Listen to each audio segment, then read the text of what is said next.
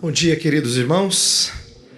Eu quero, para quem porventura não pôde estar presente ontem, eu quero dizer aquilo que eu prometi, o que eu vou fazer, não é? Eu disse ontem que, com o convite feito tanto pelo seminário quanto pelo presbitério aqui de Belo Horizonte, na pessoa do seu presidente, né? Presbítero Elias, eu disse que eu faria exposições bíblicas à noite e palestras na parte da manhã aqui para o seminário. Então eu falei, entendam o que eu faço aqui para vocês mais como aulas, ao invés do que pregações, não é? Então, quando eu estive nas igrejas, na primeira, ontem em Jardim das Oliveiras, eu fiz exposições em parte da reforma religiosa do rei Ezequias, apenas como ilustração daquilo que a gente pode extrair diretamente do texto sagrado sobre o nosso zelo pela adoração, sobre alguns princípios extraídos da palavra de Deus. Bem, só que aqui eu quis tratar de assuntos mais teológicos, por assim dizer. Não é? Estou falando com alunos, futuros pastores, alguns já são pastores. Então, ontem eu expus não o que normalmente a gente falaria sobre culto. Eu disse assim que eu cresci, ou melhor, fui treinado teologicamente a pensar que todas as vezes que culto é o assunto, já sei. O presbiteriano vai falar sobre o princípio regulador. E eu disse, e é justo que a gente fale sobre ele, mas antes de falar do princípio regulador, e afinal de contas, a proposta dessa conferência é a centralidade das escrituras, não é? No culto, então faz todo sentido falar do princípio regulador. Mas eu disse assim, antes eu quero falar de coisas que são novas e que surgiram como necessidade de reflexão mais recente. Então, por isso a minha primeira palestra ontem no seminário foi sobre a necessidade do culto público. E eu fiz isso porque até a pandemia parecia uma coisa meio óbvia. Você só falava essas coisas quando você queria bater em desigrejado. Né? Mas de repente não era mais óbvio, porque até quem não era desigrejado estava interessado em fazer substituições, ainda que por alguma coisa menos do que ideal, uma espécie de substituição. Então eu fiz uma defesa do que eu julgo ser fundamental para a nossa saúde espiritual e de como a igreja é essencialmente um ajuntamento de pessoas, é assim que ela aparece. Então eu falei várias coisas sobre o culto público, resgatando princípios bíblicos e da nossa tradição. Eu até no finalzinho citei um puritano que, ao meu ver, ilustra muito bem essa ideia, né? David Clarkson, que fala sobre a importância do culto público e inclusive a sua prioridade sobre o culto privado, sobre o culto familiar. Então, de como o culto público na nossa tradição reformada e a herança dos puritanos, né? Westminster, prioriza o culto em primeiro lugar como instrumento da nossa edificação. Então essa foi a minha primeira palestra de ontem. Então é como se eu dissesse assim, antes de falar como cultuar, eu preciso dizer por que a gente tem que cultuar. Na segunda palestra eu falei sobre a importância de entender um aspecto da natureza do culto que eu acho que tem sido negligenciado, que é o fato de Deus não ser mero espectador, mas ser um condutor do culto. Eu disse que isso é negligenciado porque nós nos achegamos a Deus com a impressão de que culto é mais uma oferta do que um serviço de Deus para conosco. Quando na verdade nós nos achegamos a Ele em súplica pela sua graça e nós somos enchidos da sua bondade, da sua misericórdia, mais do que podemos oferecer a Ele qualquer coisa. Na verdade, qualquer coisa que nós oferecemos são respostas às iniciativas dele. Então eu falei sobre como esse aspecto de Deus conduzindo o culto e nós respondendo é um diálogo cultico que precisa estar precisa ser consciente na mente do nosso povo, porque combina com a nossa soteriologia. Horas. A gente não fala de Deus tomando iniciativa e a gente respondendo a Ele? Então nós deveríamos também atentar para o fato de que o culto deveria corporizar isso, incorporar isso, dar visibilidade a esse princípio. Então, ontem eu falei sobre o porquê que a gente tem que cultuar e um pouquinho sobre a natureza de culto. É claro que eu não explorei várias coisas, eu só quis tratar de um aspecto que eu acho importante, que é Deus conduzindo o nosso culto. Então hoje a gente vai chegar então no tão renomado, conhecido, debatido, motivo de brigas e disputas, princípio regulador do culto, tá? E aí eu me propus a fazer da seguinte forma. Eu vou expor brevemente o que ele é, o que ele propõe a fazer e o que ele não propõe a fazer. E ao final da primeira palestra eu quero dar um exemplo do que é princípio regulador quando a gente olha para textos que falam sobre ajuntamento e especificamente sobre canto, sobre música. Então eu vou mostrar que no finalzinho eu vou pegar textos e vou dizer assim, o que é o princípio regulador aplicado, por exemplo, à música? Mas eu só vou começar essa aplicação. Eu vou tirar aquilo que é óbvio e aquilo que é seguro. Isto é, aquilo que não dá pra gente fugir. Essa é a primeira parte que eu acho que é aquela que é, vamos chamar assim, teologicamente fundante. Na segunda parte, eu vou fazer uma aplicação especificamente voltada para a música.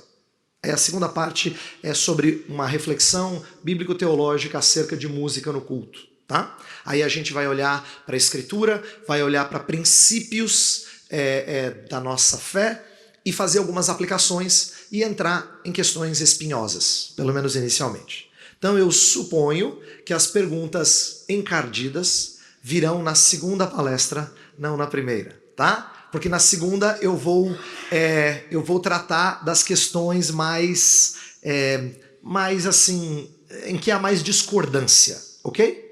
Eu vou tratar daquelas que há mais discordância. Na primeira, eu já vou preparar você, o seu coração será amansado pelo Espírito de Deus, né? Na primeira, eu vou falar de coisas que, no meu entendimento, eu quero que você ouça explicitamente a minha estratégia. Na primeira, eu vou falar de coisas em que eu digo assim, se você discordar, eu brigo com você. Porque ela é o fundamento do nosso entendimento de culto, tá? Na segunda, eu vou falar de questões que algumas delas estão ligadas mais à prudência. Você pode dizer, pastor, tudo bem, meu irmão, eu respeito você. Eu ainda acho que é prudente ir por esse caminho. Mas a segunda vai ser uma aplicação. Então, o ponto é, e eu quero que você perceba isso, ouça de mim e entenda como é que a gente faz teologia e como é que a gente faz aplicações. É assim, quando a gente está seguro de alguma coisa e ela é firme fundamento da nossa fé, você tem que pregar com um grau de convicção onde você não pode ser balançado facilmente. Quando você vai falar de implicações daquilo que você crê, você tem que aprender a falar com um grau de convicção um pouco mais suavizado e ser apto a ouvir pessoas que possivelmente pensem diferentemente de você. Então eu estou fazendo isso de propósito, até como uma ilustração de como é que a gente faz teologia, tá? Deixa eu tentar ilustrar isso. Eu afirmar a realidade de novos céus e nova terra como sendo sem pecado, como tendo uma fisicalidade, é algo que eu diria com toda força, e se você contestasse, eu brigaria com você, entendeu? Mas, se a gente começasse a elocubrar sobre o que nós faremos em novos céus e nova terra, aí eu entendo que nós vamos entrar em terreno menos seguro, em que as afirmações bíblicas não são tão explícitas. E a gente pode dizer assim, me parece que isso aqui é razoável concluir por causa disso, disso, disso. Aí você fala, pode ser, mas será que isso aqui não significaria? Tudo bem, nós estamos conversando amistosamente sobre coisas que a Escritura não é tão enfática ou explícita.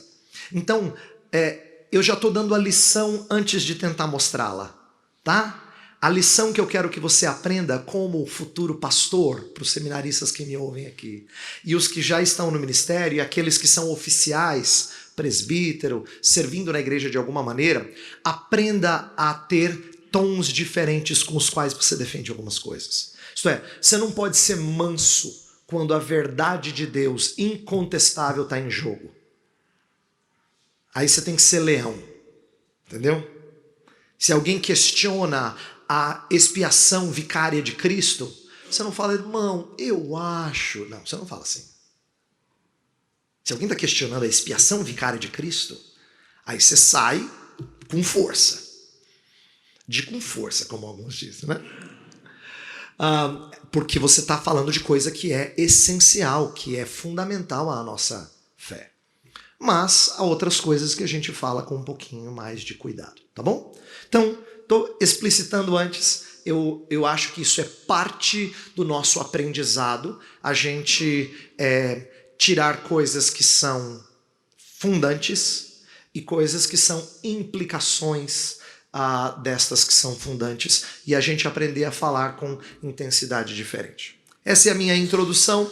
Então agora a gente vai entrar no princípio regulador de culto propriamente dito, tá?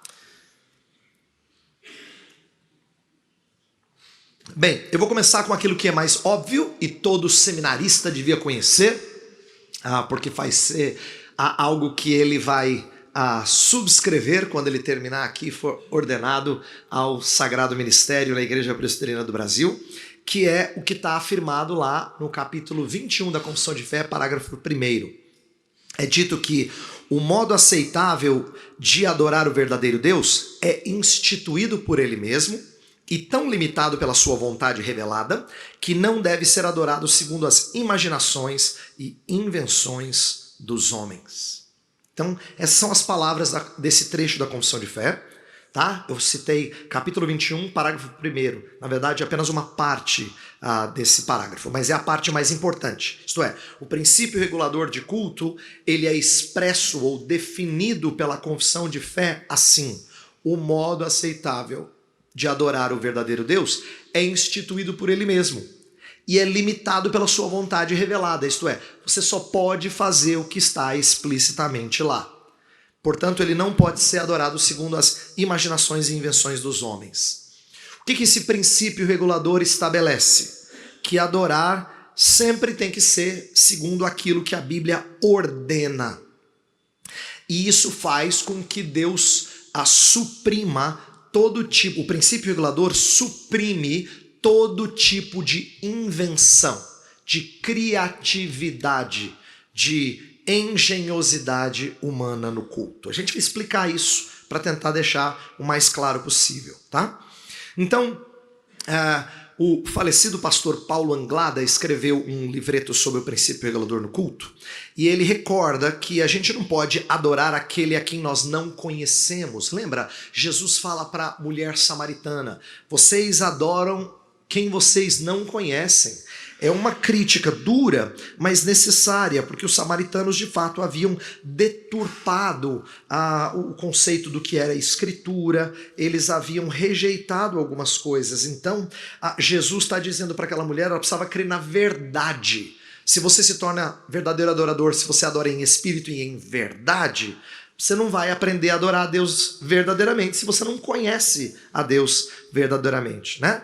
Então, quando a gente fala do princípio regulador de culto, a gente está dizendo que ele parte do pressuposto de que se eu conheço Deus, eu sei que Deus deu muitas orientações culticas, que ele é muito zeloso pelo seu nome.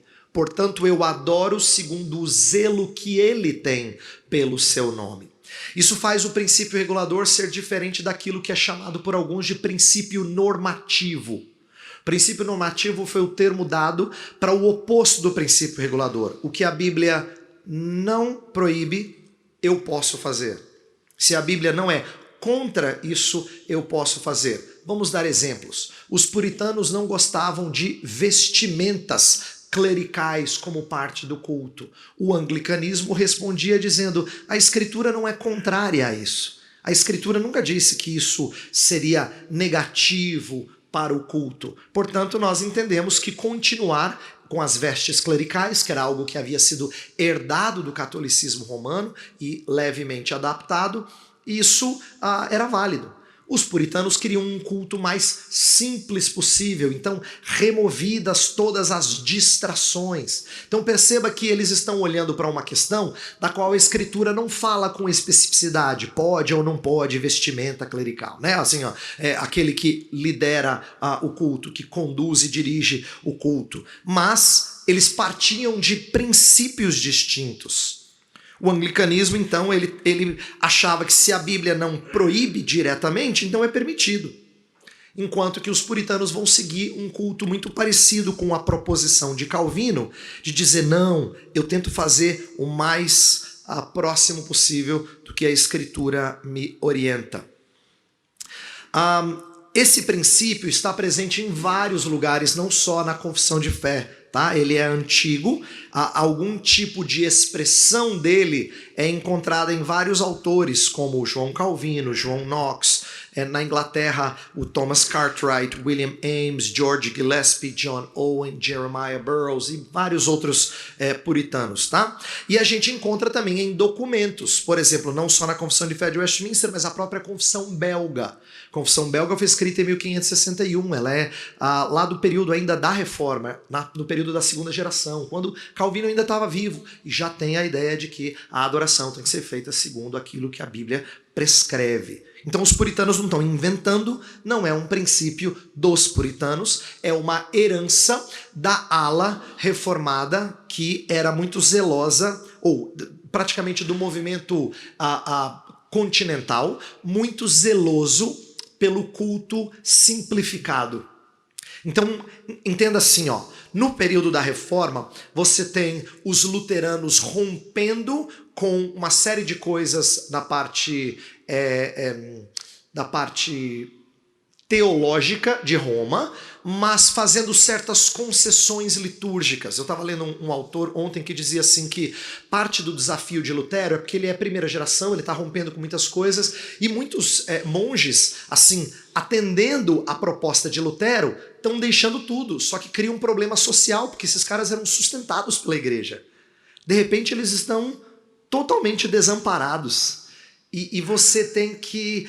e aí alguns querem ser ordenados, mas aceitaram os princípios que Lutero está ensinando. Então a igreja diz, não, se você tem alguma coisa de Lutero, não vai ser ordenado. Então assim, estava gerando uma série de conflitos. E esse autor alegava que possivelmente essa era uma das razões pelas quais Lutero faz certas concessões litúrgicas, porque ele entende que um rompimento completo ia gerar um caos social muito grande. Ele está sendo primeira geração, entenda. É como chegar numa igreja completamente diferente daquilo que você crê e querer limpar tudo no primeiro mês. Ele entendeu que certas coisas eram mais importantes e outras ele mexeu menos. Calvino, que é segunda geração, vai ser um pouco mais zeloso por enxugar o culto e deixá-lo o mais simples possível. E nesse sentido, bem diferente da proposta católica romana. De onde que esses homens tiravam essa ideia de que a Escritura é quem ditava? Então, alguns textos só para orientar você. Deuteronômio 4... é um texto conhecido, os versos 1 e 2, diz assim: agora, pois, ó Israel, ouve os estatutos e os juízos que eu vos ensino para os cumprirdes, para que vivais e entreis e possuais a terra que o Senhor, Deus de vossos pais, vos dá. Nada acrescentareis à palavra que vos mando, nem diminuireis dela, para que guardeis os mandamentos do Senhor, vosso Deus, que eu vos mando. Aí você vai dizer assim, pastor, esse texto, ele não fala sobre a culto especificamente. Verdade. Ele fala mais especificamente sobre não acrescentar àquilo que Deus ordenou. Então é mais lato. Mas ainda assim, o princípio é de não aumentar, de apenas se deter nisso. Porém, no capítulo 12 de Deuteronômio, em que Deus fala mais especificamente de culto, de como adorá-lo, no finalzinho, no verso 32, diz: tudo que eu te ordeno observarás, nada lhe acrescentarás, nem diminuirás. Isto é, no final de um capítulo que fala sobre a adoração veterotestamentária, existe o princípio de não acrescentar nem diminuir, mas fazer apenas o que eu ordeno. No Novo Testamento, Jesus vai trabalhar com o fato de homens acrescentarem leis à adoração. Lembra o texto lá de Marcos capítulo 7? A tradição dos homens que faziam com que eles adorassem a Deus com os lábios, mas os seus corações estivessem distantes. Por quê? Porque eles acrescentaram mandamentos e isso deturpou o culto. Mesma coisa Paulo diz, por exemplo, aos Colossenses, quando fala dos acréscimos deles à simplicidade de Cristo. E algumas tinham a ver com observâncias de dias, tinha a ver com culto aos anjos ou culto com a presença de anjos. Então, assim, tinham distorções culticas também e Paulo quer que a suficiência de Cristo seja exaltada. Então, textos assim do Antigo, né, no caso do Pentateuco, dos Evangelhos, das Epístolas, ajudam a gente a falar sobre como o princípio regulador ele está, de certa forma, dito na Escritura. Deus sempre orienta que nada se acrescente à questão cultica. Para os reformados, o princípio regulador, e aqui está algo prático, eu acho que é importante você aprender isso, ensinar isso, ele não tolhe a adoração. Tem muita gente que pensa que ele tolhe, que ele impede, que ele cerceia, ele deixa o culto muito engessado, mas na verdade ele não tolhe, ele preserva o culto da imposição cerimonialista de tradições ruins. Ele na verdade é uma proteção. O pastor Paulo Anglada, eu acho que ele é muito sábio em dizer que o princípio regulador devia ser chamado de princípio libertador. Isto é, ele livra a gente de ter que aceitar tradições que são ruins, que são danosas, né? Então, esse conceito de princípio regulador, eu sei, ainda é uma barreira para quem se considera reformado na doutrina, mas não no culto, né? Ou pelo menos não pensa nas implicações culticas da nossa fé. Eu estava ouvindo uma mensagem muito legal do Voddie Baucham, né? Não sei quantos conhecem, ele é um pregador norte-americano que agora trabalha na Zâmbia, né? É um negro assim, fortão, jogava futebol americano. Quando aquele cara prega, você treme só de ouvir o vozeirão dele assim, né?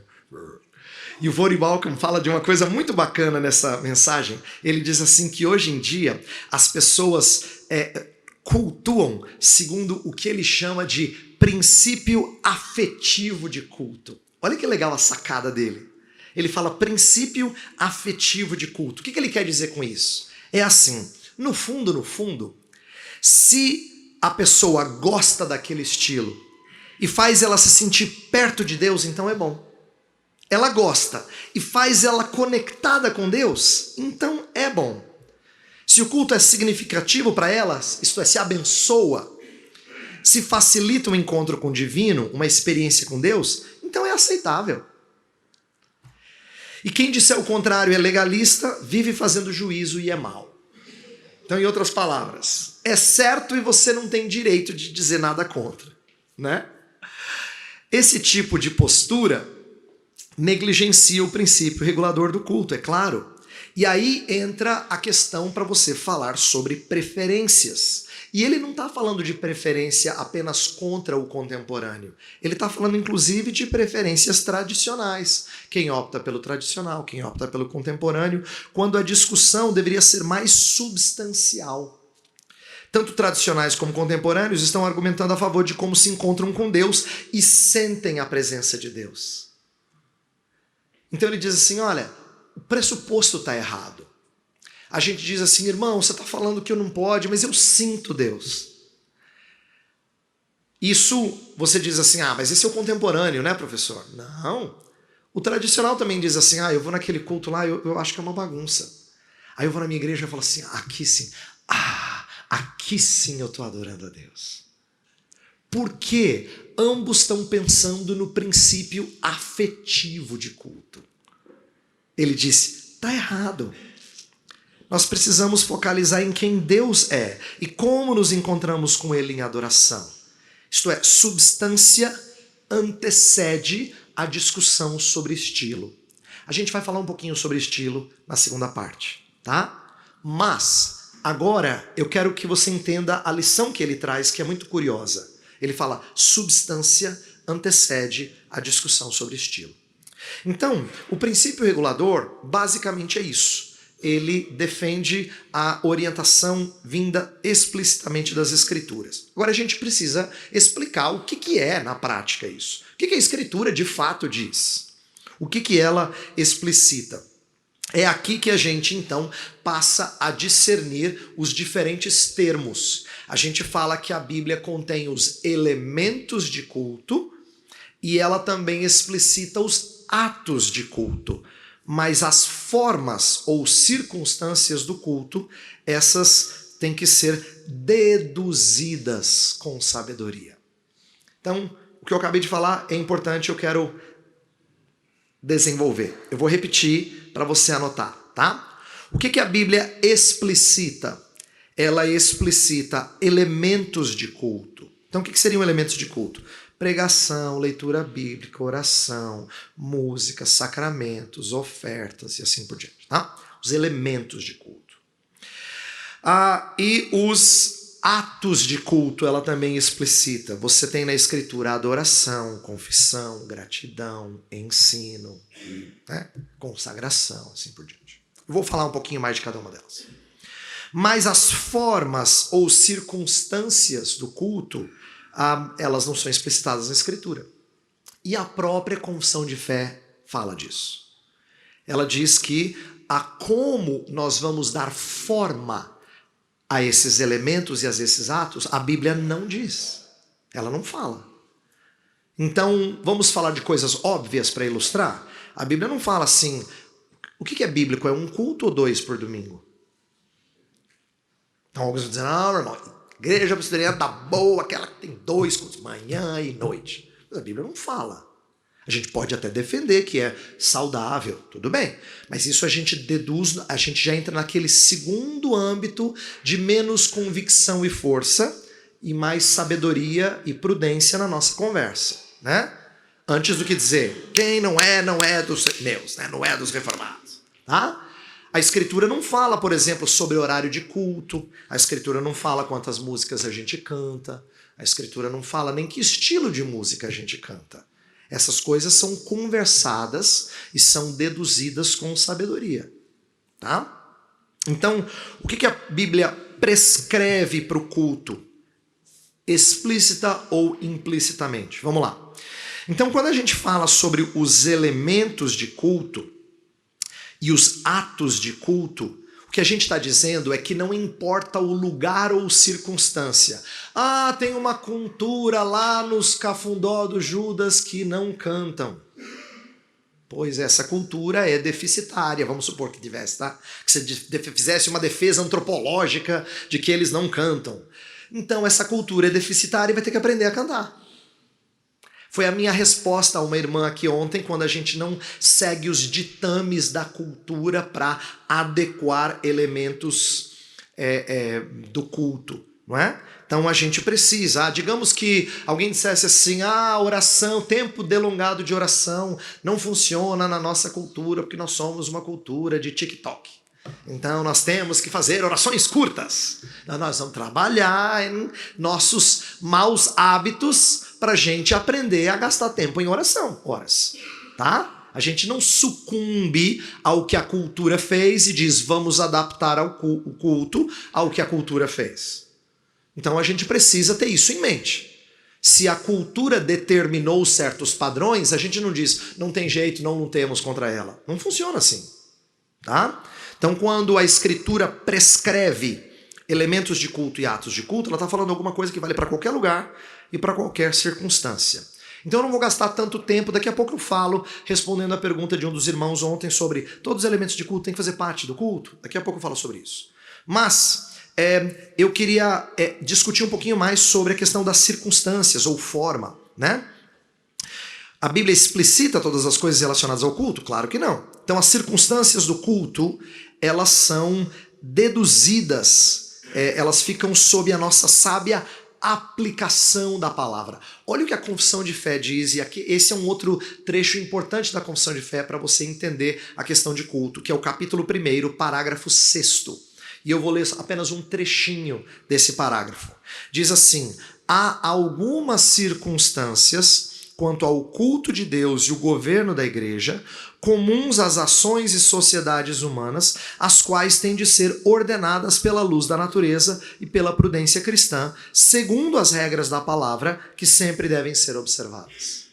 Confissão de Fé, capítulo 1º, parágrafo 6º. O que a Confissão de Fé está dizendo?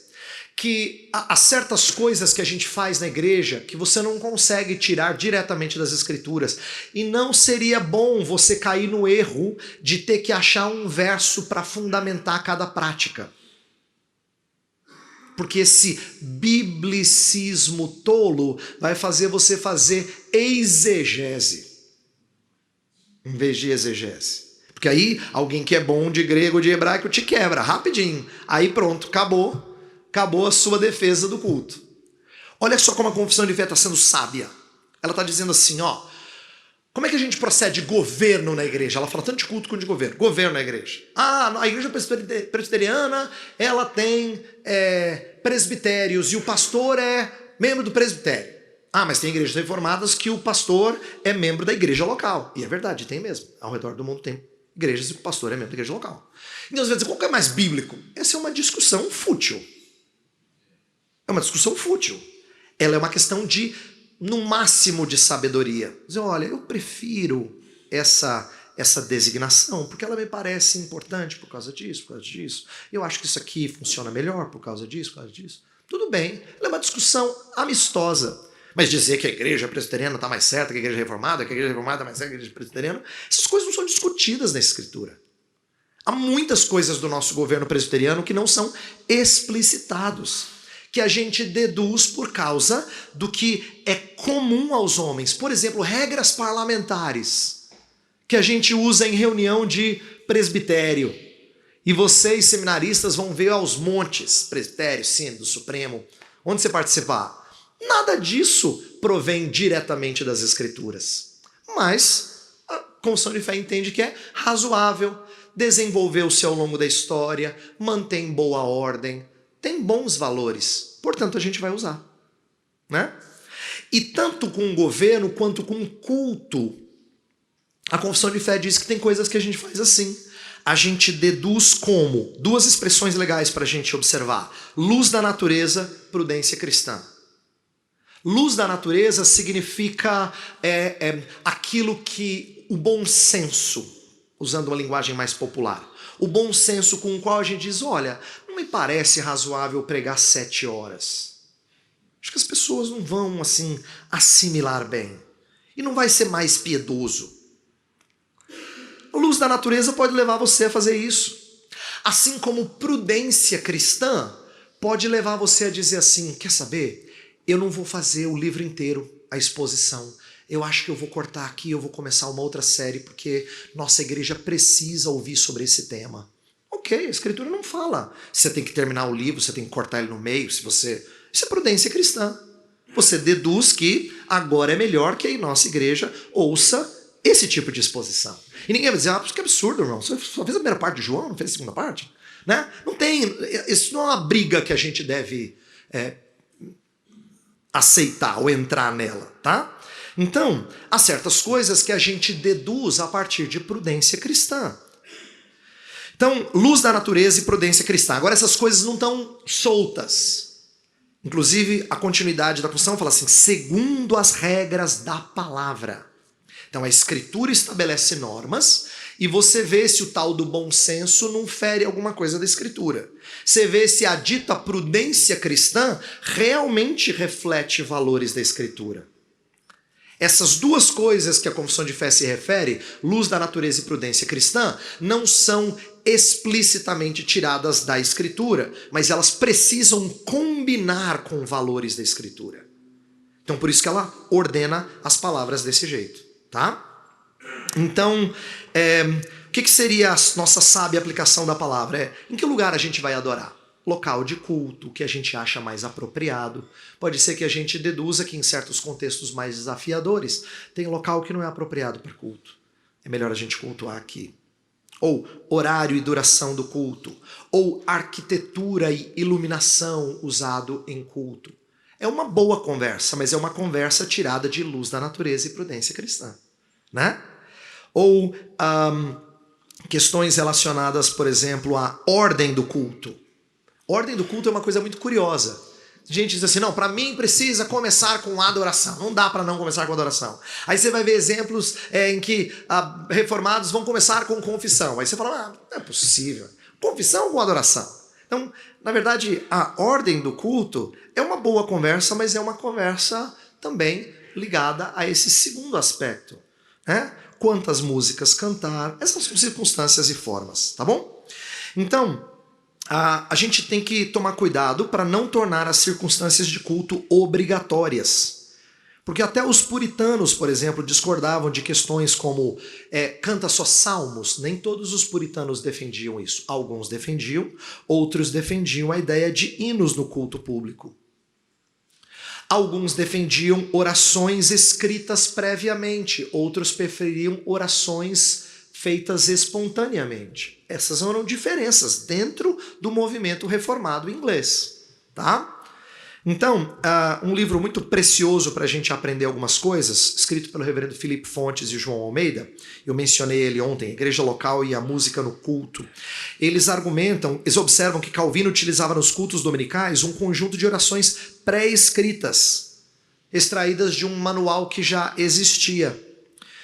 Já os teólogos de Westminster vão preferir evitar um ritual fixo. E é interessante isso porque os contextos são diferentes. Por que o Westminster evita o ritual fixo? Porque eles estão lutando contra um anglicanismo do livro de oração comum. Tudo era escrito, tudo era ordenado e não podia fugir daquilo. Então, uma das maneiras de propor uma mudança era você preferir orações espontâneas. Mas se você olhar para Calvino, Calvino não tem esse dilema, Calvino tem outros dilemas. E ele então usa orações pré-escritas. Então isso só mostra pra gente que há áreas nas quais os reformados pensam um pouquinho diferente, aqui e acolá. Tá? Os documentos reformados de culto, eles falam de princípios e elementos, mas pouco ou nada de forma e circunstância. Inclusive os documentos como ordenanças eclesiásticas de Calvino, como o diretório de culto de Westminster, ele dá bons direcionamentos, mas fala muito pouco sobre forma, sobre circunstância. O próprio diretório de culto de Westminster não dá ordem de culto, dá orientações gerais. E faz isso de propósito, porque a própria Assembleia era uma junção de pessoas que vinham de diferentes linhas e contextos. Então, o diretório é muito sábio, tem muita coisa legal no diretório, muita coisa preciosa, mas mais no sentido de direção do que propriamente de ordem. Tá? E a gente encontra, no entanto, os elementos de cultos presentes em quase todas as confissões reformadas. Confissão de Fé de Westminster, os artigos irlandeses, que foram uma espécie de base da Confissão de Fé. A segunda confissão helvética, escrita lá por Bullinger, 1566, que é uma confissão grande, importante. Todas elas são exemplos, né? Falam dos elementos de culto e citam os elementos de culto, tá? Mas, é claro, não há nada próximo de uma unanimidade entre reformados sobre qual é o estilo ou a forma de culto realmente reformado. Então, aqui a gente entra numa área bastante cinzenta. É assim, eu entendo você, e eu sou parecido com você, quando você diz assim, culto tal não me parece reformado. Eu entendo o que você quer dizer.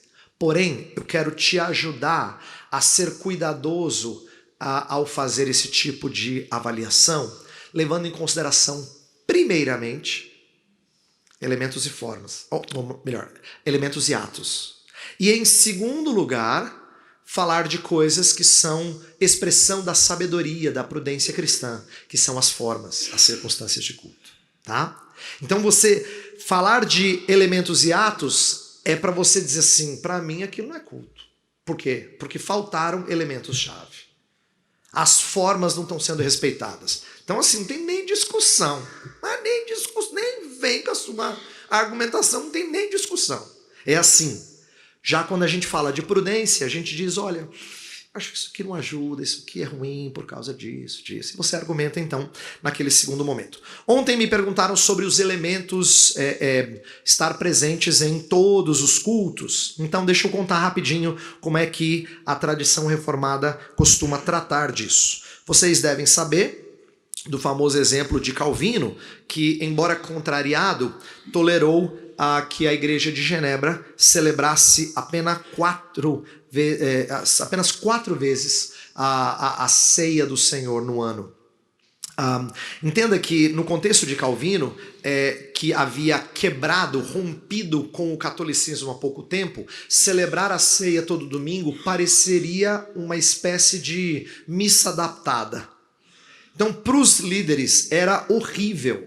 Ela fazia parte do culto, mas como o sacramento eucarístico era o principal momento do culto católico, para os líderes genebrinos, fazer isso todo domingo ia parecer que a gente não tinha desmamado, ou não tinha rompido, não tinha feito a quebra. Então Calvino entendia que era melhor que fosse assim, mas ele cedeu. Ele colocou a posição dele em outros lugares, escreveu inclusive nas institutas sobre isso, mas ele cedeu e entendeu que ele foi voto vencido. Então, olha só, e eu acho que é importante a gente entender que, embora ele discordasse dessa celebração tão esporádica aos olhos dele, ele nunca dissesse, irmãos, eu lamento, mas hoje a gente não vai cultuar, não tem sacramento. Né? Assim como batismos não eram regulares também, não faziam parte de cada culto. Portanto, a tradição reformada compreende que sacramentos nunca foram parte obrigatória de um culto para ele ser culto. Seja ceia, seja o batismo, culto não é culto só quando tem esses elementos. Um outro elemento de culto que vários reformados defendem como genuíno, mas que não precisa necessariamente estar em todo culto, são as ofertas.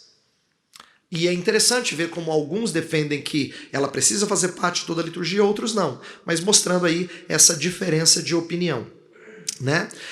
Agora, nenhum documento reformado que eu conheço defenda culto público, por exemplo, sem leitura bíblica, ou culto público sem pregação, ou culto público sem oração, e até culto público sem cânticos. Quem me perguntou ontem sobre lugares em que existe perseguição, não se pode cantar? Então, seria legal você conversar com gente que tem experiência em lugares de igreja perseguida, principalmente na China, é um bom exemplo. É muito comum, isso eu já ouvi de mais de um missionário, é muito comum eles se reunirem e sussurrarem as canções. Eles entendem que cantar é tão importante que embora eles não possam... Por exemplo, eu já ouvi de missionário que diz que eles cantam sentados. Porque se pedir para levantar, vai dar vontade de soltar a voz. Então eles até tomam certos cuidados, como cantar assentados, para que eles moderem as suas vozes e cantem com prudência. Mas olha que interessante. Por que esses irmãos fazem isso? Porque eles entendem que canto é uma expressão muito genuína e incomparável da nossa alegria e gratidão para com o Senhor. Então, se eu não posso fazer com plenos pulmões, eu o farei a meia voz, mas eu o farei de qualquer jeito. Então, assim, historicamente, eu não conheço gente que defenda culto sem alguns desses elementos que são básicos, como eu falei. Leitura bíblica, pregação, orações, cânticos. Eu desconheço documento que defenda isso, tá bom? E por quê? Exatamente para defender aquele diálogo do qual a gente falou ontem. De Deus tomar a iniciativa e a gente responder. Por exemplo, uma pregação não é um culto. Irmão, vamos fazer um culto aqui? Aí faz uma oração a Deus, aí o irmão prega, impetra a bênção e terminou. Isso não seria culto. Não seria culto porque não tem diálogo entre o seu povo, né? Deus e o seu povo. Então, para os reformados sempre tiveram esses elementos. Mas, aqui eu acho que é legal, mais importante do que a presença de cada elemento é a presença de atos do culto comuns a liturgias ao longo da história. Eu trouxe um livro aqui. Bryan Chapell escreveu esse livro, eu mencionei ele ontem, a gente ainda não tem ele em português, chama-se Adoração Cristocêntrica. Então ele tem o famoso sermão de pregação cristocêntrica, e esse é um livro no qual ele expõe diferentes liturgias ao longo da história. Ele começa com a liturgia romana, e depois a quebra com Lutero, depois Calvino, ele fala de Westminster, e ele chega em modelos contemporâneos. E ele usa lá especificamente um teólogo contemporâneo que fala bastante de culto e usa esse modelo. Para quê? Olha a sacada do Bryan Chapell. Para depois dizer, minha ênfase principal não será nas diferenças, embora ela expresse um pouco sobre como cada um enxerga culto. Mas o que todas elas têm? E aí ele chega numa conclusão interessante. Eu quero ler para vocês. Ele diz que uma adoração que de fato representa o evangelho precisa começar ou ter reconhecimento do caráter de Deus. Adoração. Precisa ter a ciência do nosso caráter. Confissão. Isto é, né? Você reconhece o caráter de Deus, adorando, você fica mais ciente do nosso caráter, confessando o nosso pecado. Você, depois de confessar o pecado, recebe uma afirmação de graça, que é a certeza do perdão.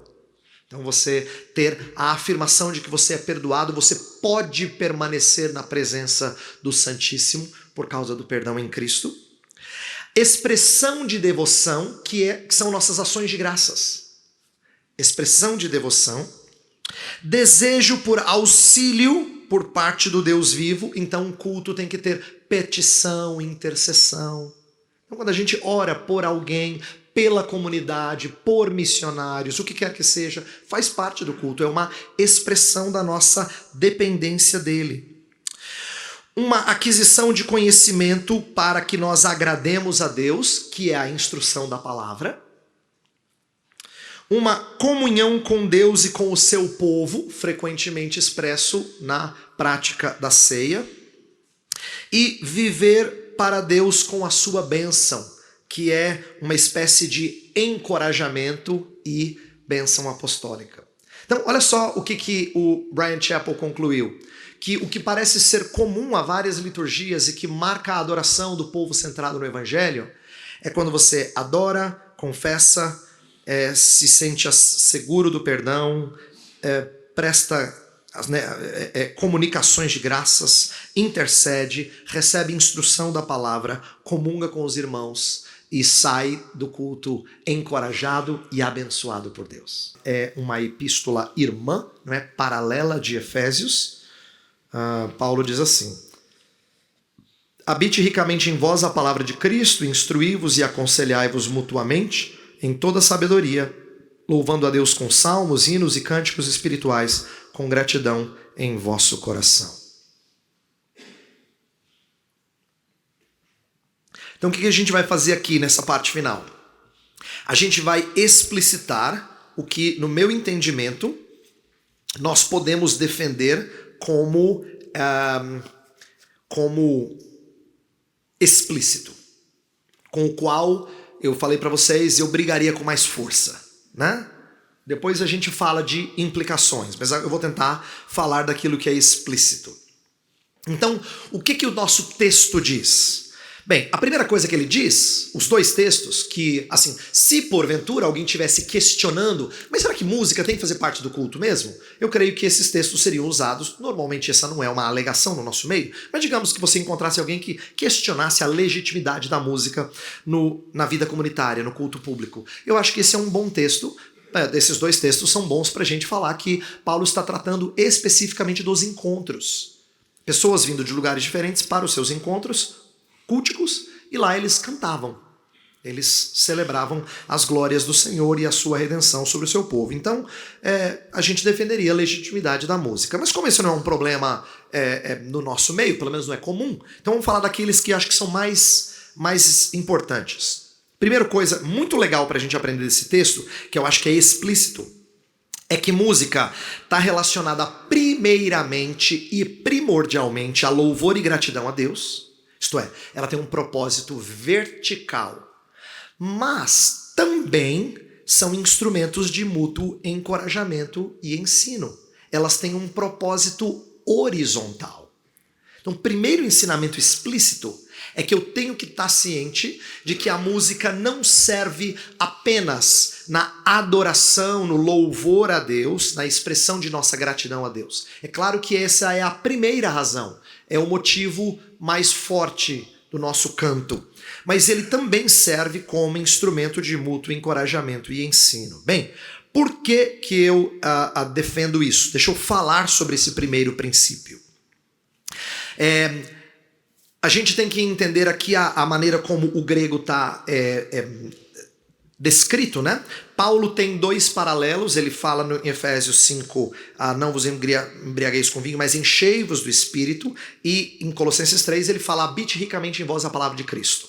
Esses são os imperativos norteadores das duas passagens, tá? Se a gente for fazer exegese, você vai dizer qual é a principal coisa de Efésios 5, de 18 até o 21, enchei-vos do Espírito. É a principal ordem do apóstolo. No caso de Colossenses 3 é o habite ricamente em vós a palavra de Cristo. É a ordem principal. Porém, você tem particípios que estão ordenados abaixo desse imperativo, dessa ordem principal. Então estou falando para o seminarista, quem já fez grego, manja disso super bem, estou falando apenas o arroz com feijão para vocês. Tá? O que eu estou dizendo é que aquilo que é traduzido em Efésios por gerúndios, então, falando, entoando e louvando, no verso 20 seria dando graças, e no 21 sujeitando-vos, são particípios. Eles são ações, por assim dizer, mas subordinadas ao imperativo principal, enchei-vos do Espírito, tá? Mas são ações também. São ações que podem significar como você é cheio do Espírito ou ações resultantes de ser cheio do Espírito. Mas isso não vem ao caso a gente mergulhar agora. Vamos primeiro entender essa estrutura. No caso de Colossenses, tem um detalhe mais interessante para a nossa aplicação de música, que é assim. O texto fala, habite ricamente em vós a palavra de Cristo, instruí-vos e aconselhai-vos mutuamente. Esse instruí-vos e aconselhai-vos não é uma tradução ruim de João Ferreira de Almeida. Ele traduz como imperativos porque são particípios com força imperativa. Mas eles funcionam como particípios da mesma maneira lá de Efésios. Isto é, eles poderiam ser traduzidos como gerúndios. Algumas traduções optam pelo gerúndio mesmo. Porém, quando você observa que o contexto está falando assim, em Colossenses 3, suportai-vos uns aos outros, perdoai-vos mutuamente. Paulo está dando orientações de mandamentos recíprocos ao longo de toda a perícope ali. Então quando ele chega aqui, ele quer dizer, o princípio fundante é a palavra de Cristo. O que isso resulta? Como é que isso acontece? Acontece mediante instrução e aconselhamento mútuo. E agora vem para a parte legal. Aí o texto fala, louvando a Deus com salmos, hinos e cânticos espirituais. Esse louvando a Deus, a maioria dos exegetas vai dizer que o louvando qualifica a instrução e o aconselhamento. Então como é que eu instruo e aconselho uns aos outros? Mediante o canto. Olha que legal. E que coisa diferente. O texto está dizendo que quando eu louvo com músicas que expressam a Escritura, salmos, hinos, cânticos espirituais, eu estou articulando uma forma de instruir e aconselhar mutuamente. Então, na construção do grego, quando eu canto, eu estou produzindo bem-estar ao outro, instrução e encorajamento. Então, essa explicação rápida do grego é para dizer para você que, se você pegar os dois textos, não dá para fugir da ideia de que ele tem um propósito vertical, muito claro lá em Efésios, entoando e louvando de coração ao Senhor, mas também tem um propósito horizontal, de instruir e aconselhar mediante o louvor. Tá? Então, isso é interessante porque eu não quero que você deduza disso de que o professor Heber Júnior está fazendo alguma defesa de canto antropocêntrico. Não é isso. É que nada que seja de fato honroso ao Senhor não tem qualquer efeito sobre nós. Impossível. Você não pode honrar o Senhor a quem você ama e isso não ter efeito sobre o povo de Deus. Isso tem que ter efeito sobre o povo de Deus. Então a gente pode dizer com tranquilidade, sem soar antropocêntrico, de que o nosso culto é para a glória de Deus e o benefício do seu povo. É claro que é. Por que vocês vão cantar hoje? Para a glória do Senhor e para o benefício do seu povo. É sempre assim. Então, ele está ensinando para a gente explicitamente que eu tenho que pensar nessas coisas e nessas categorias, tá? Então, a mutualidade de ambos os textos favorece esse entendimento de que eu canto para ambos os propósitos, ok? Um segundo aspecto interessante para a gente tirar desses dois textos é que a ideia de que o canto, ele evidencia a plenitude do Espírito ou a plenitude da palavra. São a mesma coisa. O fato de Efésios e Colossenses serem cartas paralelas faz com que a gente deduza que ser cheio do Espírito não está dissociado de ser cheio da palavra.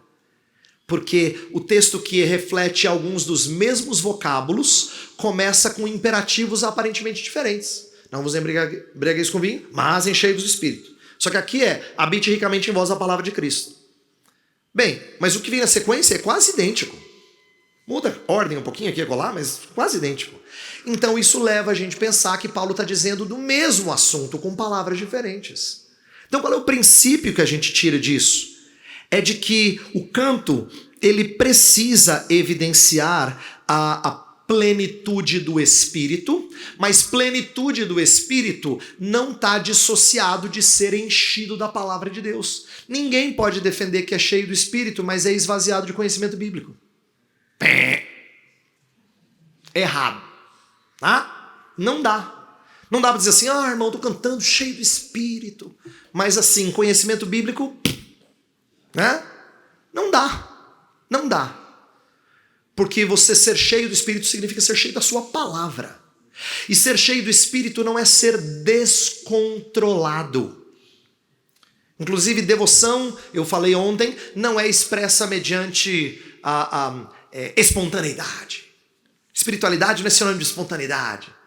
Porque o texto de Efésios é: não vos embriagueis com vinho, porque o vinho descontrola você, mas enchei-vos do Espírito, porque o Espírito domina você. Inclusive, fruto do Espírito é domínio próprio. Exatamente. Então, olha só o que o reverendo Ernest Maia, no livro dele sobre princípios bíblicos de adoração cristã, ele fala sobre a ideia de que o que a gente deveria concluir contra o chamado louvor extravagante dos nossos dias. Ele diz assim: o ato de cantar infindavelmente pode se tornar um meio de excessivo estímulo emocional que nos conduziria à embriaguez mental e emocional. Ele sabe que o canto repetido e excessivo e delongado tem um efeito entorpecente. Engraçado, né? Alguém fala assim, sou viciado em louvor. Você não ouviria uma coisa dessa. Mas um efeito enebriante, de embriaguez mesmo.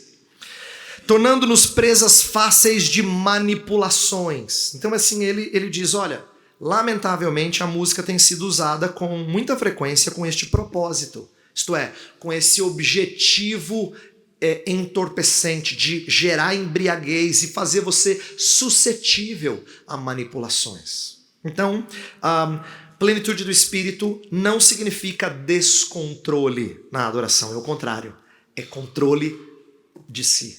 É estar sob total domínio de si. Tá bom? Outra coisa que o nosso texto nos ajuda a tirar explicitamente é que a música tem diferentes objetivos. Tem múltiplos propósitos.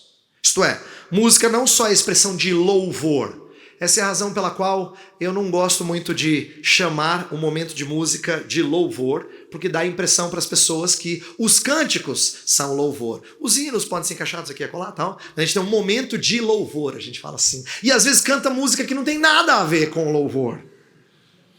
Porque música expressa diferentes coisas.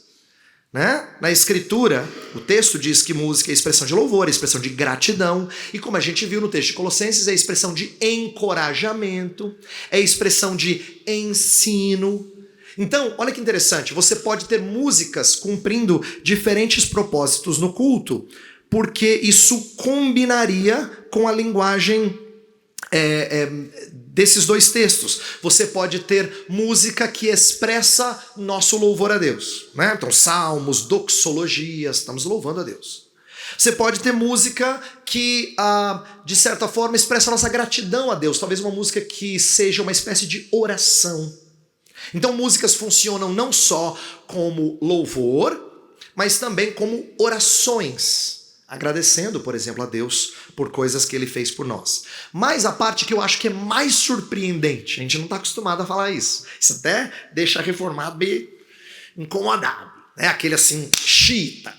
É que música também tem objetivo de ser um veículo de proclamação. É engraçado isso, porque a maioria de nós entenderia que proclamação é o momento da palavra pregada. Mas não. Biblicamente, se eu instruo e aconselho mediante o louvor, que eu falei que a construção do grego leva a gente a concluir isso, então a música também é veículo de proclamação. Então, não é à toa, presta atenção, é claro que esse texto é muito mal usado pelos neopentecostais, mas 1 Crônicas 25, quando Davi está ordenando a música em Israel, ele fala assim, 25, verso 1 e verso 3. Davi, juntamente com os chefes do serviço, separou para o ministério os filhos de Asaf, de Emã e de Jedutum, para profetizarem com harpas, alaúdes e símbolos. E aí no verso 3 diz que esses homens todos profetizavam, diz sob a direção de Jedutum, seu pai, que profetizava com harpas em ações de graças e louvores ao Senhor. Então ele não só falava... cantava ações de graças, cantava louvores ao Senhor, mas o ato dele era profecia. Aí você sabe que essa hora o pentecostal se esbala, né? Louvor profético. Nossa, agora aqui me deleito, né? Mas o que o texto está nos ensinando aqui? Se você olhar para outros textos, olha o cabeçalho do Salmo 60. Cabeçalho do Salmo 60, olha só. Ao mestre de canto, segundo a melodia, os lírios do testemunho, e de Davi para ensinar. Olha que legal! Quando lutou contra os sírios da Mesopotâmia, os sírios de Zobá, e quando Joabe, regressando, derrotou de Edom 12.000 homens do Vale do Sal. É para ensinar. Então a ideia de que o canto tinha propósito pedagógico, proclamatório. Era uma maneira de você proclamar as verdades de Deus. Então você instrui, você encoraja, você convoca, tudo com música, você pode fazer. E deve fazer, e tem que aprender a fazer isso. Então, eu estou encorajando, com essa visão explícita do texto, que fala de diferentes propósitos da música, encorajando você a não pensar em música como um bloco. Em pensar em música como veículos de diferentes atos. Tá? Tem música para adoração, tem música para contrição, tem música para proclamação. Então você tem músicas que veiculam diferentes atos de culto. Música não é um bloco, tá bom? Quando música permeia os diferentes momentos do culto, eu acho que ela cumpre melhor os seus diferentes propósitos. Em vez dela ser um bloco, ela permeia os diferentes atos do culto, tá certo?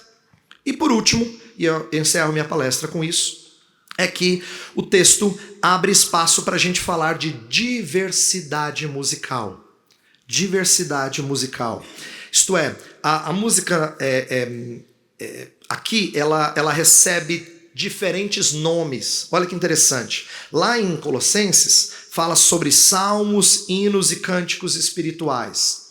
E aí, o que eles são? Existe uma disputa se eles só são salmos ou não são. É difícil, no meu entendimento, defender que eles sejam apenas salmos por causa, inclusive, do paralelo de Efésios. Olha como é que em Efésios bagunça um pouquinho o coreto.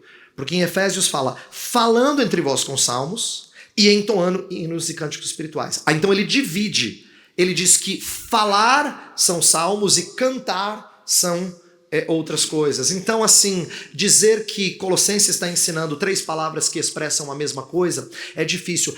Dá-se a impressão que Paulo está usando termos diferentes para se referir a tipos de músicas diferentes. É possível que ele estivesse falando de hinos que já eram cantados na igreja cristã, até porque a defesa de alguns exegetas é de que Paulo possivelmente incorporou hinos dentro de suas epístolas. Então, existe uma teoria de que ele estivesse se referindo não só a salmos, mas também a cânticos já desenvolvidos, tipo 1 Timóteo 3,16, que é poesia pura, né? 6 cláusulas, tudo arrumadinho ali, cara de cântico mesmo. Então, assim, essa é uma possibilidade. Eu creio que a dedução mais clara é de que o texto está falando de diferentes, de abrangência de variedade musical. Não seria canto apenas do livro de Salmos, mas também do livro de Salmos. Então, em outras palavras, a gente estaria muito bem respaldado, ao meu ver, se a gente defendesse uma salmodia inclusiva. Eu estou usando essa palavra de propósito. Ao invés de brigar por salmos apenas, é resgatar mais uso da escritura no nosso canto. Resgatar mais o uso de textos sagrados, inclusive do livro dos Salmos, no nosso canto, tá? Não ficar restrito apenas às nossas composições, mas priorizar, por exemplo, a capacidade que a música nos dá de memorização e utilizar para textos sagrados. Isto é, se nós fôssemos melhores para metrificar textos sagrados, a gente decoraria muito mais versos da Escritura, se a gente aprendesse a cantá-los, né? Tá? Então, eu concluo, e essa palestra ficou mais longa do que eu queria que ficasse, eu concluo dizendo assim, isso aqui eu entendo que pode ser defendido com bastante segurança a partir do texto sagrado. Na segunda parte, a gente vai falar das implicações, tá bom?